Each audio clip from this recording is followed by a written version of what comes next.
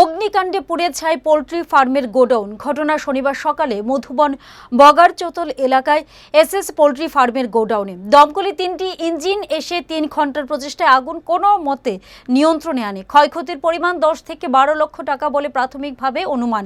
ঘটনার তদন্তে নেমেছে পুলিশ।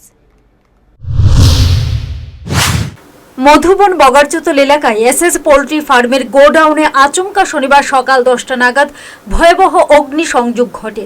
ফার্মে কর্মরত শ্রমিকরা প্রথমে ঘটনাটি প্রত্যক্ষ করে ফার্মের মালিক অমল বণিক নিজে উপস্থিত ছিলেন।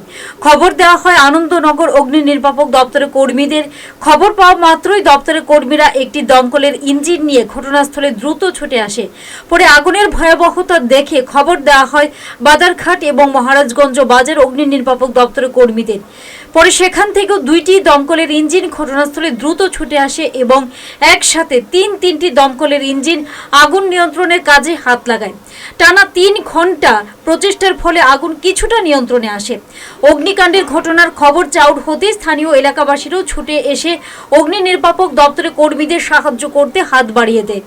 এদিকে ফার্মের মালিক অমল বণিক জানিয়েছেন, এই অগ্নিকাণ্ডের ঘটনায় 10 থেকে 12 লক্ষ টাকা ক্ষয়ক্ষতি হয়েছে।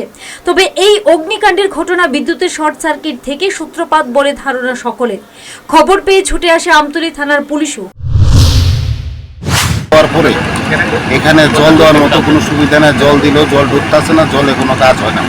কারণ এত পরিমাণ পিচবোর্ড এবং এত পরিমাণ ডিমের প্যাকিং, যেগুলো ডিম প্যাকিং করা হয়, এত পরিমাণ মানে পুরোটা ঘর ভর্তি ছিল। যেখানে আগুনের লিলিহানের ভিতরে জল ঢুকতে যায়, তখন আমার স্টাফ এবং এখানকার যত লেবার শ্রেণীর লোক আছে সবাই মিলে কাজ করছে। এখনো কাজ চলছে। মোটামুটি আগুন তো অনেক আগে আয়ত্তে আছে, কিন্তু এখানে সত্যি কথা কি, এত বড় একটা প্রজেক্ট, এখানে কোনো জলের কোনো ব্যবস্থা রাখে এবং ফায়ার সেফটির ব্যাপারে কোনো কিছুই নেই। আমরা আশা করুন সরকারের কাছে যে এত বড় প্রজেক্টে অন্তত ফায়ার প্রোটেকশনের জন্য এবং লেবারদের প্রোটেকশনের জন্য যেন কিছু ব্যবস্থা রাখে। তবে সবচেয়ে আশ্চর্যের বিষয় হলো পোল্ট্রি মুরগির ফার্মের এত বড় একটি প্রজেক্ট রয়েছে, অথচ আগুন প্রতিরোধ করার মতো কোনো সুবিধা নেই এই ফার্মে। অগ্নি নির্বাপক দপ্তরের কর্মীদের ধারণা, যদি এই ফার্মে আগুন প্রতিরোধ করার কোনো সুবিধা থাকতো তাহলে এত বড় ক্ষতির সম্মুখীন হতে হতো না। Bureau report, headlines Tripura national.